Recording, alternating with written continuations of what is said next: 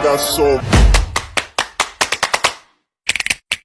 motherfucking design on right now. Bring it down, bring it down, bring it down. I got 3 old guys, Assalamualaikum warahmatullahi wabarakatuh. Perkenalkan, nama saya Jurana dengan NIM 2320203886208112 dari Institut Agama Islam Negeri Parepare, Prodi Pendidikan Agama Islam, kelas PAID. Baiklah, saya di sini akan memaparkan tugas ujian akhir semester saya dengan mata kuliah Psikologi Umum dengan dosen pengampu Ibu Andi Zulfiana MPD. Baiklah, pada kesempatan kali ini saya akan menjelaskan tentang fantasi. Apa sih sebenarnya yang dimaksud dengan fantasi itu sendiri? Jadi, fantasi adalah hal yang berhubungan dengan hayalan atau dengan sesuatu yang tidak benar-benar ada dan hanya ada dalam benak atau pikiran saja. Kata lain untuk fantasi adalah imajinasi. Fantasi ini dimiliki oleh setiap manusia, terutama pada anak-anak. Masa kanak-kanak merupakan masa di mana anak-anak senang untuk berfantasi dan tidak jarang mereka juga kesulitan dalam berfantasi karena dipengaruhi oleh fantasinya itu sendiri. Fantasi dapat terjadi atau tercipta karena adanya dorongan dan keinginan dari individu itu sendiri untuk menciptakan fantasi atau sesuatu inovasi yang baru. Contohnya, pasti kita pernah melamun dan tiba-tiba membayangkan bagaimana jika ada mobil pemadam kebakaran berbentuk kapal, tetapi memiliki fungsi yang lebih bisa terbang ketika terkena macet dan bisa langsung menyelamatkan orang yang terjebak di dalam kebakaran tersebut. Semua itu merupakan bentuk fantasi dan dapat menjadi kenyataan jika kita berusaha untuk mewujudkannya. Next, macam-macam fantasi. Yang pertama ialah fantasi aktif.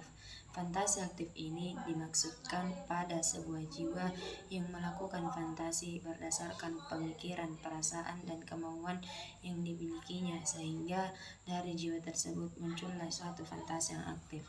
Yang kedua, fantasi pasif.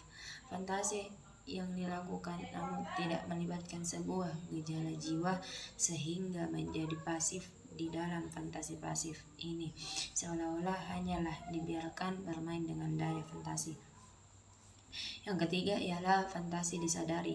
Fantasi yang terjadinya disadari oleh individu, misalkan seseorang sedang berimajinasi tentang suatu kejadian untuk novelnya.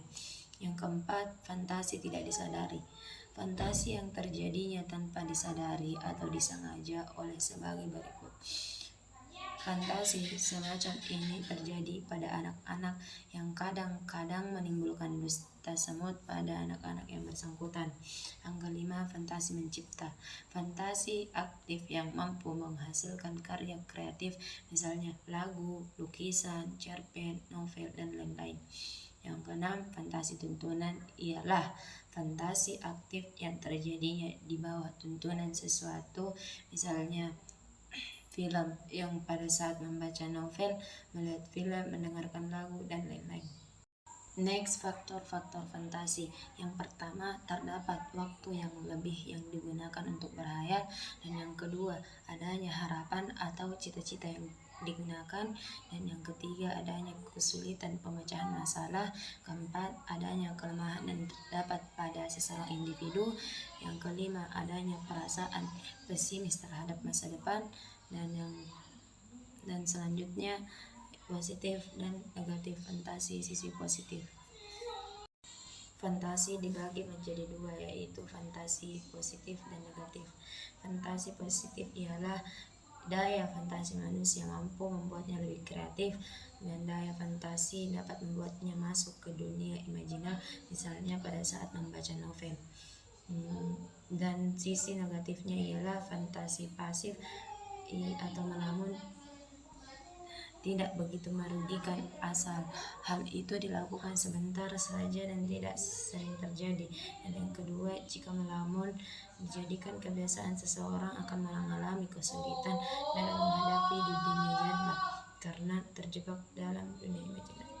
Jadi kesimpulannya, fantasi adalah yang berhubungan dengan hayalan atau dengan sesuatu yang benar-benar ada dan hanya ada dalam benak atau pikiran saja.